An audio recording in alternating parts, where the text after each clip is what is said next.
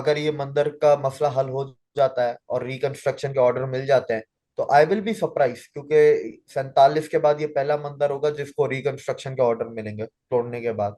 आज तक कोई भी मंदिर दोबारा नहीं बना है टूट के। आज तक कोई भी चर्च टूट के दोबारा नहीं बनी। आज तक कोई भी गुरुद्वारा टूट के दोबारा नहीं बना है। आज तक कोई भी साइनागॉग टूट के दोबारा नहीं बना है, 47 से लेके अब तक पाकिस्तान में। मेरा मिशन अलग है। I want to save Hindus rather than save temples. हिंदू रहेंगे तो मंदिर और बन जाएंगे। मैं कसम उठा के कह सकता हूं कि मैंने वहां पे ऐसी लेडीज को, मद्रासी कम्युनिटी से, हिंदू कम्युनिटी से को देखा, ऐसे लोगों को देखा जो ये कहते हैं अगर मंदिर ना मिला तो हम खुद को आग लगा देंगे। यानी ये इसका मतलब है वो अपनी जान तक देने को तैयार है। हमारा उनका घर वर से कोई ताल्लुक नहीं है। वो फिर इंडिया में जाते हैं तो इंडिया में फिर गवर्नमेंट खुद करती है। गवर्नमेंट के कुछ शहर हैं, सिर्फ 20 या 22 शहर हैं जहाँ पर हिंदू माइग्रेंट्स जाके रह सकते हैं। ऐसा नहीं है कि इंडिया में आप कहीं पे भी जाके रह लेंगे। 20 से 22 शहर हैं आज के वक्त से मेरी मुराद है 2010-11 के बाद का जो वक्त शुरू हुआ, 10-11 के बाद। उसके बाद है ना, ये बाहर जाना हमारे लिए वो अंधेरी गुफा में हमारे लिए रोशनी की तरह है। ये हमारी उम्मीद की किरण है, क्योंकि 10-11 के बाद हमारे लिए बाहर जाना बहुत ज्यादा आसान हो गया। हम अगर आज भी किसी एक कराची की अमेरिकन एम्बेसी भी जाके बोल दूं मैं हिंदू हूं, मुझे 2 मिनट में असाइलम मिल जाएगा। जी तो दोस्तों, मैं हूं सुहेब चौधरी और आप देख रहे हैं मेरा और आपका YouTube channel real entertainment TV. सबसे पहले आपकी मोहब्बतों का बहुत शुक्रिया कि आप मेरे काम को पसंद करते हैं। लेकिन अगर किसी ने अभी तक इस चैनल को सब्सक्राइब नहीं किया तो सब्सक्राइब कर दें ताकि हर आने वाली वीडियो आप तक पहुंच सके। आज जिस टॉपिक पे हम बात करने वाले हैं बहुत ही सीरियस, बहुत ही सेंसिटिव टॉपिक है।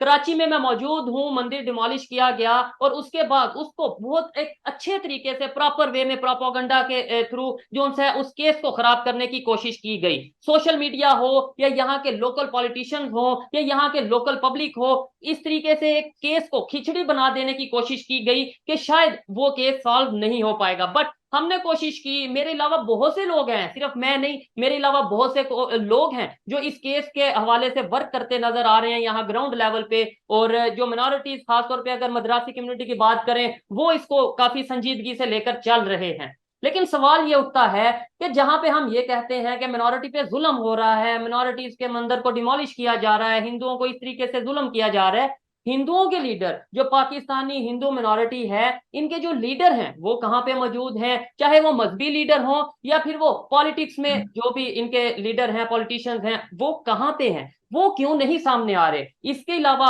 और भी बहुत सी बातें हैं जो अभी तक शायद आपने कहीं पे ना सुनी होगी, ना ही आपने कहीं पे इन इश्यूज पर बात करते मुझे या दिविक भाई को शायद देखा होगा। तो बात स्टार्ट करेंगे दिविक भाई से। जी दिविक भाई, कैसे हैं आप? कि मैं बिल्कुल ठीक। थैंक यू मुझे बुलाने के लिए। आप कैसे हैं? आप बताएं। सारे दर्शकों को प्रणाम। मैं बहुत फिट फाट, अल्लाह का शुक्र है। और थैंक यू वाली बात नहीं है दिविक भाई। मैं ये समझता हूँ कि ये जो प्लेटफॉर्म है ये सिर्फ मेरा नहीं, आपका नहीं, जितने भी लोग देख रहे हैं ये सबका प्लेटफॉर्म है। कोई भी अपनी आवाज रखना चाहे तो वो रख सकता है। दिविक भाई, मुझे ये बताइएगा, एक इतना सेंसिटिव इशू है, एक साइड पे मिनॉरिटीज की अगर बात करें तो नो डाउट बहुत से ऐसे इश्यूज हैं, सिर्फ ये मंदिर डिमोलिश नहीं, इसके अलावा और बहुत से, फोर्स कन्वर्जन है, बहुत सी चीजें हैं जिनके ऊपर बात करने की जरूरत है। लेकिन इस केस में आपका कोई लीडर सामने क्यों नहीं आ रहा? क्या वो जिस पार्टी का, कोई अगर पीपल पार्टी का है, कोई नून लीग का है, कोई पीटीआई का है, उसे पार्टी की तरफ से इजाजत नहीं मिलती इस तरह की चीजों पे बात करने की, या फिर वो इंटरेस्ट ही नहीं रखता जब वो अपर लेवल पे चला जाता है? देखें, उनको पार्टी की तरफ से इजाजत नहीं मिलती, फर्स्ट ऑफ ऑल। और सेकंड जो चीज है कि माइनॉरिटी आपकी माइनॉरिटी होती है, चाहे वो किसी भी लेवल पे बैठी हो। अप्रैल में एक सेनेटर थे हमारे, दिनेश कुमार, उनका भी स्टेटमेंट आया था जी। कि ये लोग तो मुझे भी बोलते हैं कि कलमा पढ़ लो। तो जब सेनेटर को नहीं बख्शते, वो सेनेटर है, उसके पास पावर भी है, वो मतलब सेनेट में बैठा हुआ है, मेंबर है। जब उसको नहीं बख्शते तो आप आम इंसान की क्या बात करेंगे? फिर जो भी बंदा जिस पार्टी का होता है उसको उस पार्टी की तो लाइन पे चलना पड़ता है। और जाहिर सी बात है, पाकिस्तान की सारी पार्टी से एंटी माइनॉरिटी ही है। तो एक ये इशू है। और मुझे आज तक ये भी नहीं समझ में आया कि ये पार्टीज ज्वाइन क्यों करते हैं, उसके पीछे क्या कहानी है। ये मैं आपको बता सकता हूँ अगले एक हफ्ते में, क्योंकि किसी से पूछ के ही बता सकता हूँ, क्योंकि मुझे पर्सनली नहीं पता कैसी क्या मजबूरी है कि काम भी नहीं कर सकते लेकिन पार्टी भी ज्वाइन करते हैं। ठीक है। अच्छा, देविक भाई, आप कराची में हैं, ये मंदिर डिमोलिश का जो वाकया है ये कराची में पेश आया। आपने अपने तौर पे कोई एफर्ट की हो, आपके इर्द गिर्द किसी ने कोई एफर्ट की हो, या सोशल एक्टिविस्ट या किसी ने मतलब लीगल वे में कोई जैसे कोर्ट में कुछ इसे केस को लेकर गए हो या कुछ ऐसा किया हो? देखिए, पाकिस्तान हिंदू काउंसिल जो है कराची में बेस है, और वो लोग एफर्ट कर रहे हैं, और वो कोशिश कर रहे हैं कि हाई कोर्ट में लेके जाएं, और उन्होंने उसकी अर्जी भी दी है। अभी तक तारीख नहीं मिली है कि किस तारीख को पेशी होगी।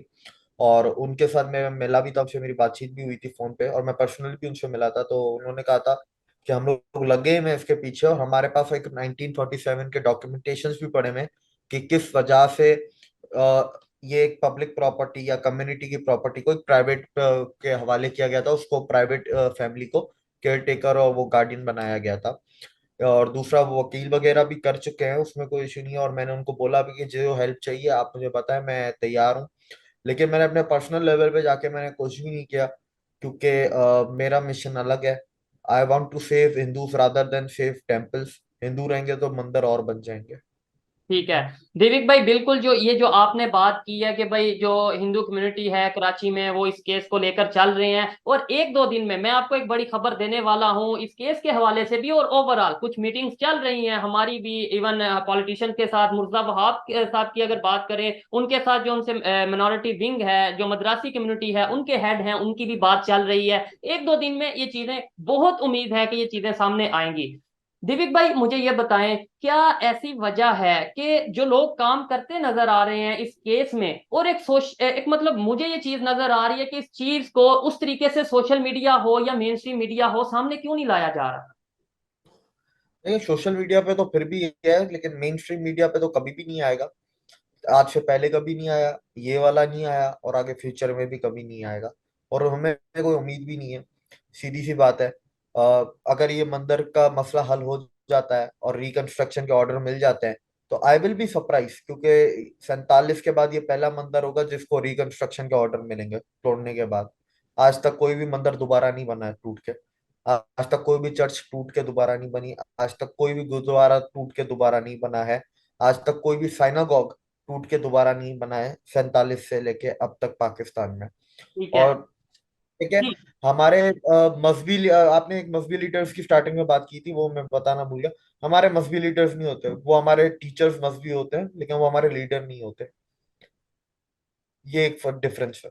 ठीक है। अच्छा, आपने बोला कोई आज तक मंदिर नहीं बना, लेकिन जो चीज मतलब जो मेरी नॉलेज में है वो मैं क्लियर करना चाहता हूँ कि जैन मंदिर जो लाहौर में है, अनारकली में, वो उसे गिराया गया और उसके बाद वो दोबारा उसे कंस्ट्रक्ट किया गया, ये एक चीज मेरे नॉलेज में है। उसके अलावा अगर कोई हो तो मैं नहीं बता सकता। दूसरी चीज, आपको ये मैं कहना चाहूंगा, पूछना चाहूंगा कि आपने बोला कि मंदिर बनते रहेंगे, हिंदूज रहेंगे, लेकिन जब मैंने वहां मद्रासी कम्युनिटी से बात की तो उनका ये कहना था कि हम मंदिर के लिए जान दे सकते हैं। लाइक अगर मैं एज ए मुस्लिम बात करूं, तो मुझे ये अगर पूछे कि भाई मस्जिद या फिर आपको मुसलमान बचाने हैं, तो मैं यही कहूंगा कि डेफिनेटली भाई मुसलमान अगर मस्जिद के बगैर नहीं रह सकते तो मस्जिद बचाना भी बहुत जरूरी है। क्या आपके जो मजहब है उसमें क्या आप कहना चाहेंगे मंदिर की अहमियत उस तरीके से?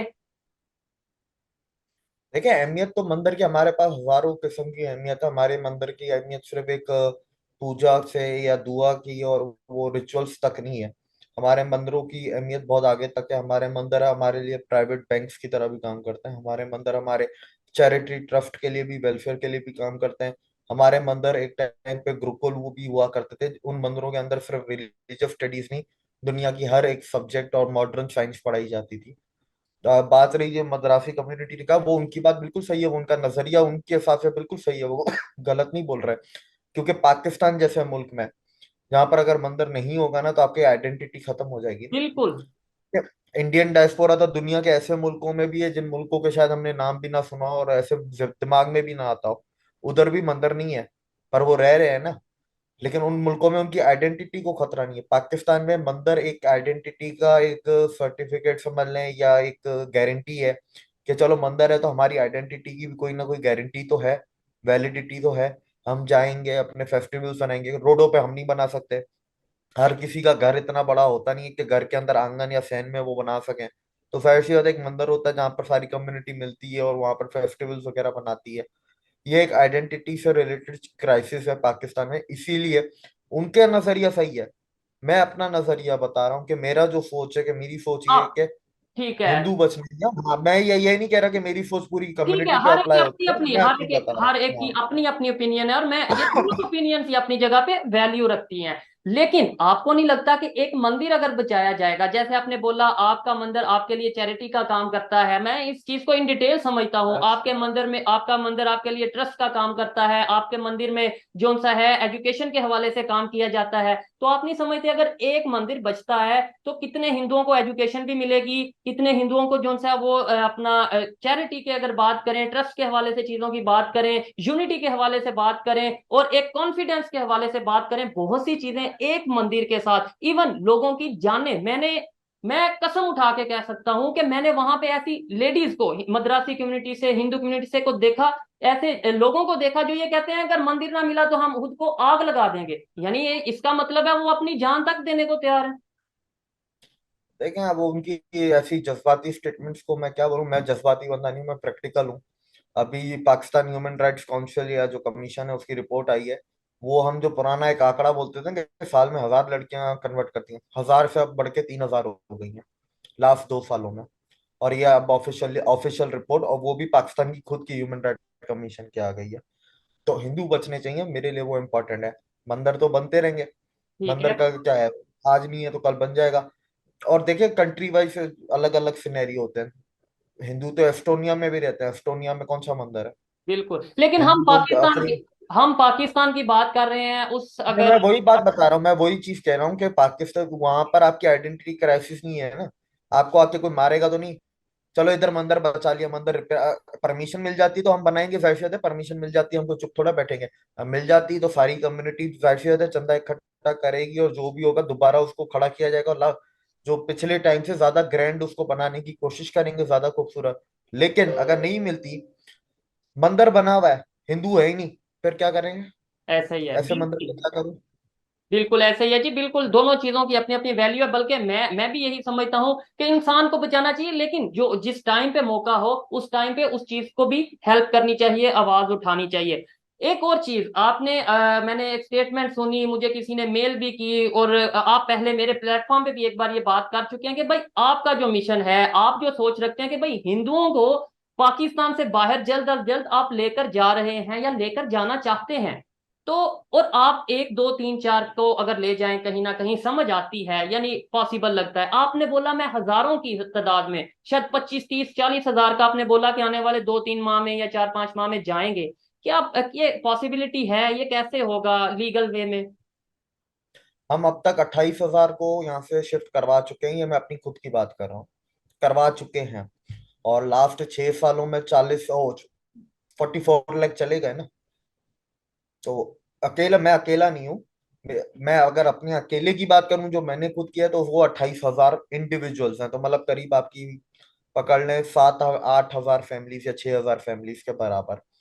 ठीक है, लेकिन आप देखें तो ये जो जो 44 लाख गए हैं, तो इसके अंदर पूरी दुनिया में एनजीओज हैं, इंडिया में एनजीओज हैं, फिर जो वहां पर सीए एक्ट आया, उसके बाद बिजनेसमैन हैं जो दुनिया में हमें हेल्प करते हैं। देखिए, इसमें भी आपके दो पैरामीटर होते हैं। जो इतने स्किल नहीं होते, या जो रूरल एरियाज के हैं, जो गरीब हैं या लोअर मिडिल क्लास हैं, वो इंडिया जाना पसंद करते हैं।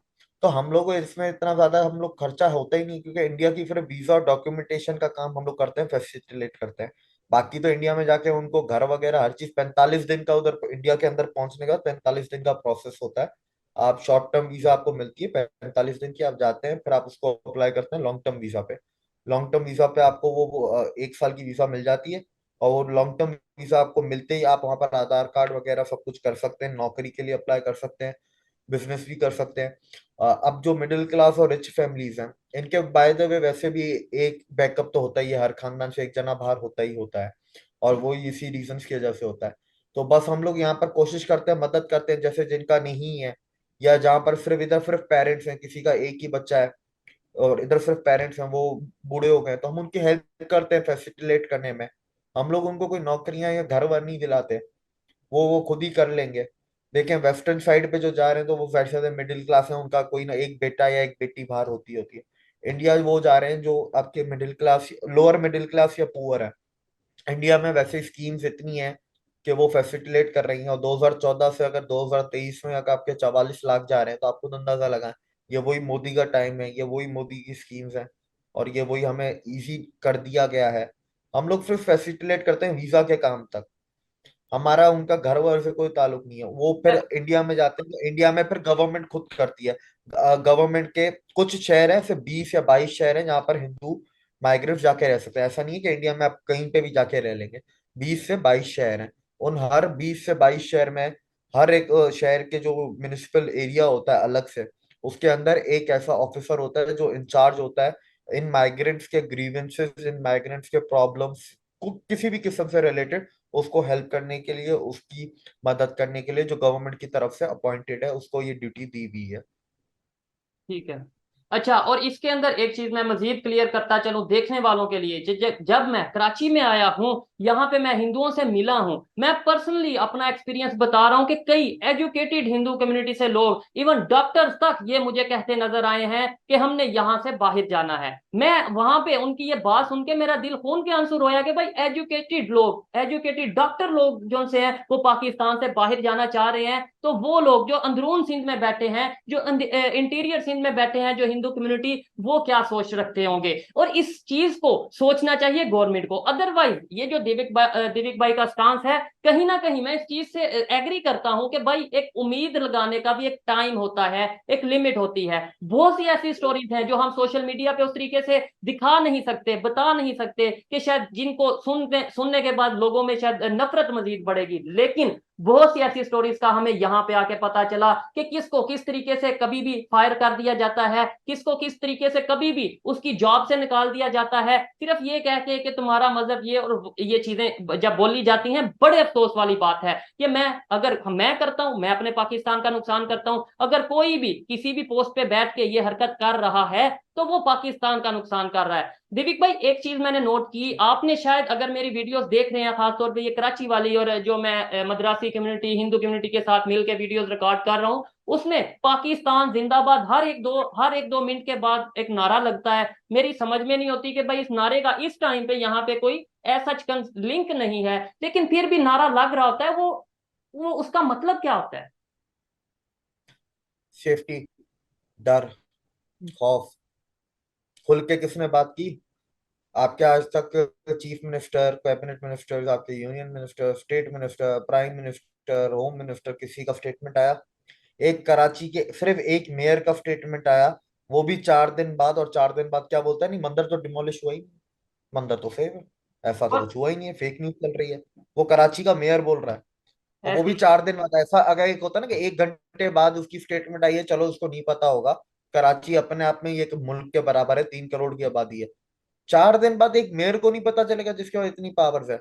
इसीलिए और हमने और ना, उन्हीं पार्टी मुझे के और लगा नहीं उन्हीं कि पार्टी के एमएनए एमपीए हमारे साथ मौजूद थे, हमने उन्हें वहां पे रिक्वेस्ट की थी, वो वहां पे आए, वो देख के गए। लेकिन बड़े अफसोस वाली बात है, बट इसके ऊपर अभी चीजें चल रही हैं, बात चल रही है, बहुत उम्मीद है। अभी मैं पहले कुछ कह नहीं सकता, लेकिन बहुत उम्मीद है, बेहतरी की उम्मीद है इस मंदिर को लेकर।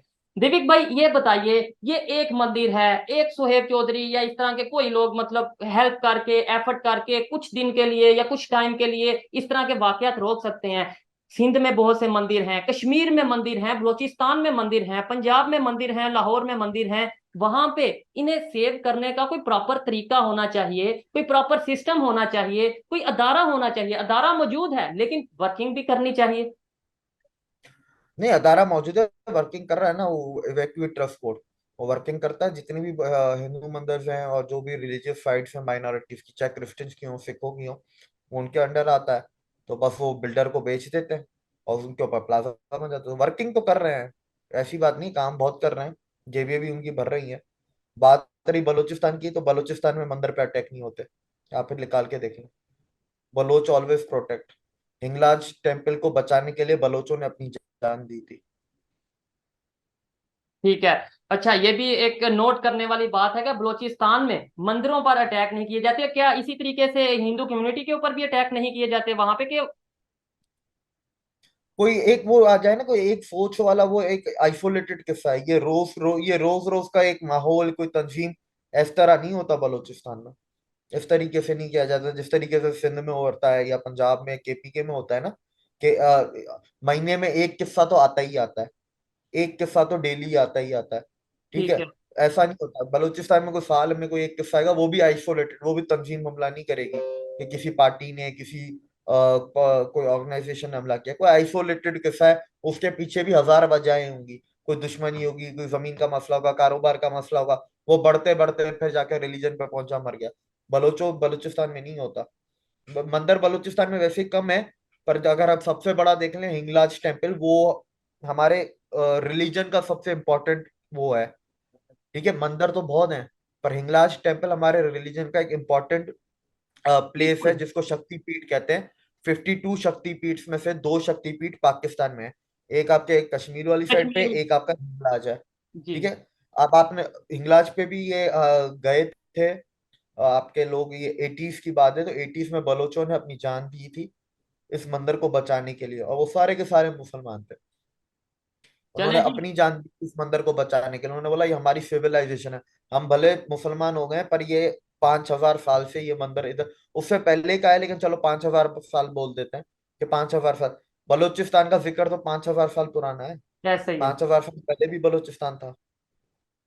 मेरे लिए ये फखर वाली बात है कि अगर बलोचिस्तान से कोई मुस्लिम कम्युनिटी या कोई बलोच ये कहता है कि मैं अपनी जान दे सकता हूं और अपना मंदिर को नहीं हम नुकसान पहुंचाने देंगे, तो मेरे लिए एज ए मुस्लिम ये बड़ी फखर वाली बात है। मैं समझता हूं हमें मुसलमान मुसलमान मुसलमान का नारा लगाने की प्रैक्टिकली ह्यूमैनिटी के लिए काम करने की जरूरत है। प्रैक्टिकली कुछ ऐसा करने की जरूरत है कि हम पे फखर करें लोग, बजाय इसके कि हम बात करें जी इस्लामोफोबिया और ये चीजें। अच्छा देविक भाई, ये चीज एक आपकी बात से मैंने नोट की, एक साइड पे ये कहा जाता है और ये चीज ऑथेंटिक भी है कि भाई दिन ब दिन आबादी कम हो रही है हिंदुओं की पाकिस्तान में। आप भी ये सवाल उठाते हैं, मैं भी ये सवाल उठाता हूं, इंडियन मीडिया भी ये सवाल उठाता है। पाकिस्तान में तो इस चीज के ऊपर बात ही नहीं है सच की जाती। लेकिन मुझे ये बताएं कि कहीं इसके पीछे बड़ी रीजन ये भी नहीं कि जैसे आपने बोला लोग माइग्रेट कर रहे हैं लाखों की तादाद में, आपने खुद जैसे वो बताया, तो उसके पीछे एक रीजन तो ये भी होगी फिर। लाखों की तादाद में माइग्रेट करने पर मजबूर किसने किया है? हाँ। तो वो उसके पीछे वजह क्या है? देखिए, माइग्रेट तो पूरा पाकिस्तान ही कर रहा है, ऐसी बात नहीं है। पर जो पाकिस्तान माइग्रेट करता है ना, उनकी प्रायोरिटी नंबर 1 होती है economic reasons, life standard, career. हम लोगों की पहली प्रायोरिटी होती है सेफ्टी एंड सिक्योरिटी, और हमारा सेकंड रीजन होता है इकोनॉमिक अपॉर्चुनिटीज। ये एक फर्क है। आज की बात लेते हैं। आज रहीम यार खान में एक हिंदू को मार दिया गया, 3 दिन पहले वो 3 लड़कियों को रहीम यार खान में उठा के, सादिकाबाद में उठा के लेके चले गए। अ, वो बच्चियां इतनी छोटी, बोला इन लोगों को वही नाजिल हुई है, इन्होंने इस्लाम, वो बच्चियां इतनी छोटी, मैंने तस्वीर देखी, सोफे पे बैठी, उनका पैर भी जमीन पे नहीं पहुंच रहा। उनको तो अभी तक वो होश ही नहीं आया जिंदगी का, कि जिंदगी क्या होती है, ये दर्द क्या होता है, खुशी क्या होती है उनको। मतलब वो बच्चे अभी इतने बड़े भी नहीं हुए हैं, उनको जिंदगी का होश है, उनको वही नाजिल हो गई। तो पाकिस्तान से मुझे कोई खास उम्मीद नहीं है। और आपने जैसे एक चीज बोली, मैं उसको आपको करेक्ट करता चलूं, मैं सवाल नहीं उठाता, मुझे पता है सवाल उठाने का कोई फायदा नहीं। अपना काम करो चुपचाप, अपना जो भी गोल है उस पर करते जाओ, मैं वही कर रहा हूँ। मेरे को इतना शौक ही नहीं है। ये जो जो उनको शौक है वो बैठ के उठाए, मुझे कोई शौक नहीं, मुझे पता है इसका एंड रिजल्ट क्या है। ठीक है, हर एक की अपनी अपनी सोच है, और हर एक अपने अपने डोमेन में रह के अपनी अपनी फील्ड में रह के काम करता है। अगर कोई मीडिया पे है तो उसकी जिम्मेदारी आई थिंक आवाज उठाना है। अगर हम इस तरीके से उम्मीद छोड़ देंगे तो शायद उम्मीद उम्मीद के बाद फिर कुछ रहता नहीं है, उम्मीद के बाद तो फिर अंधेरा है। जो कि मेरे ख्याल से हमें हर एंड तक कोशिश करनी चाहिए कि कहीं ना कहीं बेहतरी आए, कहीं ना कहीं कुछ ऐसा किया जाए जिससे मिनॉरिटीज पाकिस्तान में खुद को ना सिर्फ सेम महसूस करें, बल्कि इधर मेरे बराबर आके फखर से आगे यहाँ पे मेरे कंधे से कंधा मिला के बोलें कि हम पाकिस्तानी हैं, और डर से नहीं फखर से बोलें कि हम पाकिस्तानी हैं। बिल्कुल आपकी भी जो बात है अपनी जगह पे वैल्यू रखती है कि भाई प्रैक्टिकली काम करने की जरूरत है, और मैं भी यही कोशिश करता हूं कि कहीं ना कहीं जो मेरे से पॉसिबल हो प्रैक्टिकली किया जा सके।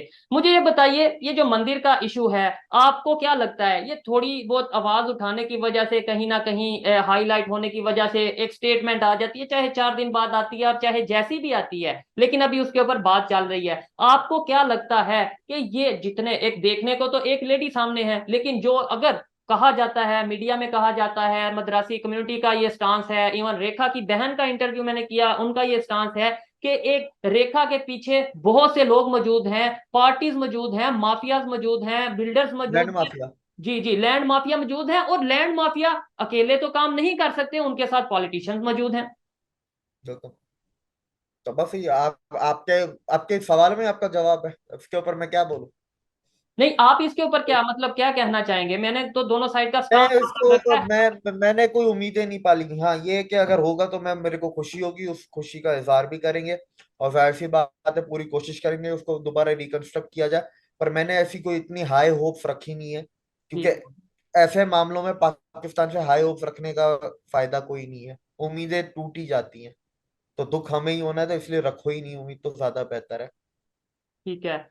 बहुत शुक्रिया जी आपके कीमती टाइम के लिए। आपने अपना मौक़िफ़ इस इशू को लेकर पब्लिक के सामने रखा। और दूसरे नंबर पे मैं गवर्नमेंट से, मैं अदारों से हर बार की तरह आज फिर रिक्वेस्ट करता हूँ। दीपिक भाई की मैं 99% बातों से एग्री करता हूँ, एक दो बात मतलब उम्मीद वाली बात से मैं डिसएग्री करता हूँ, और वो भी सिर्फ इस वजह से कि रिक्वेस्ट करता हूँ अदारों से कि भाई जो आज 1% उम्मीद बाकी रही है मुझ जैसे लोगों में, नो डाउट मिनोरिटीज में बहुत से लोग मायूस हैं, भाई, मुझसे पर्सनली बहुत से लोग कांटेक्ट करते नजर आ रहे हैं कि भाई हमने बाहर जाना है, हमें यहाँ से मतलब शिफ्ट करने की जरूरत है, हम शिफ्ट करना चाहते हैं। लेकिन मैं गवर्नमेंट से ये कहूंगा, अदारों से ये कहूंगा कि इस उम्मीद को खत्म ना होने दें। जिस दिन ये एक सो परसेंट भाई, उम्मीद भी, जी जी जी जी।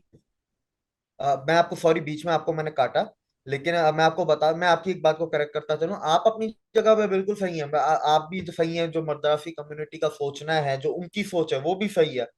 लेकिन एक चीज जो मैं इधर क्लियर करता चलूं, आज के वक्त से मेरी मुराद है 2010-11 के बाद का जो वक्त शुरू हुआ, 10-11 के बाद। उसके बाद है ना, ये बाहर जाना हमारे लिए वो अंधेरी गुफा में हमारे लिए रोशनी की तरह है। ये हमारी उम्मीद की किरण है, क्योंकि 10-11 के बाद हमारे लिए बाहर जाना बहुत ज्यादा आसान हो गया। हम अगर आज भी किसी कराची की अमेरिकन एम्बेसी भी जाके बोल दूं मैं हिंदू, मुझे 2 मिनट में असाइलम मिल जाएगा, मैं चला जाऊंगा बाहर। ये 10-11 से पहले नहीं होता था। ठीक है। तो ये हमारे लिए बिल्कुल उम्मीद की किरण है। अब वो यही बात है, हर किसी के लिए उम्मीद की किरण अलग होती है। मैं बिल्कुल उसको ऐसा बिल्कुल उम्मीद की किरण बिल्कुल। देखता हूँ। ऐसा ही है। मैं as a human being, as a youth, as a student, मैं इस चीज से एग्री करता हूं कि भाई मुझे आपके स्टांस को समझने की जरूरत है। मैं कभी डिसएग्री नहीं करूंगा, लेकिन मेरा अपना स्टांस भी हो सकता है। जी जी, मैं बिल्कुल उम्मीद की बिल्कुल हमेशा बात करूंगा, लेकिन इसका मतलब ये नहीं कि बिल्कुल आप गलत कह रहे हैं। आप अपनी जगह ठीक हैं, बिल्कुल बिल्कुल मद्रासी कम्युनिटी अपनी जगह ठीक है, और मेरा स्टांस मेरी अपनी जगह पे, बिल्कुल। मैं एक अपनी जहनीत के मुताबिक बात करता हूं कि उम्मीद पाकिस्तान के लिए मुझे रखनी चाहिए, और गवर्नमेंट की यह जिम्मेदारी है इस टाइम पे, एजुकेटेड हिंदू कम्युनिटी हो, डॉक्टर हो, या फिर कोई मजदूर हिंदू हो, सब ना उम्मीद नजर आ रहे हैं। उसकी वजह यह है कि उनके ऊपर ध्यान नहीं दिया जा रहा। अगर हम उनके ऊपर इसी तरीके से ध्यान नहीं देंगे तो एक टाइम ये आएगा कि जब पाकिस्तान को एक हकारत की नजर से, शर्म की नजर से इंटरनेशनल लेवल पे देखा जाएगा। और हम लोग ह्यूमन राइट्स की बात करते हैं, कभी फलस्तीन, बर्मा, इंडिया में, या कभी कहीं में, तो हमें उन चीजों पर भी देखने की जरूरत है। ये थी आज की वीडियो। आपको वीडियो कैसी लगी, दीविक भाई की बातें कैसी लगी, मेरी बातें कैसी लगी, आप कमेंट में बता सकते हैं। नेक्स्ट किस गेस्ट को इस शो में हम इनवाइट करें और रिक्वेस्ट करें, आप ये भी बता सकते हैं। मिलते हैं नेक्स्ट वीडियो में, तब तक के लिए पीस आउट, अल्लाह हाफिज।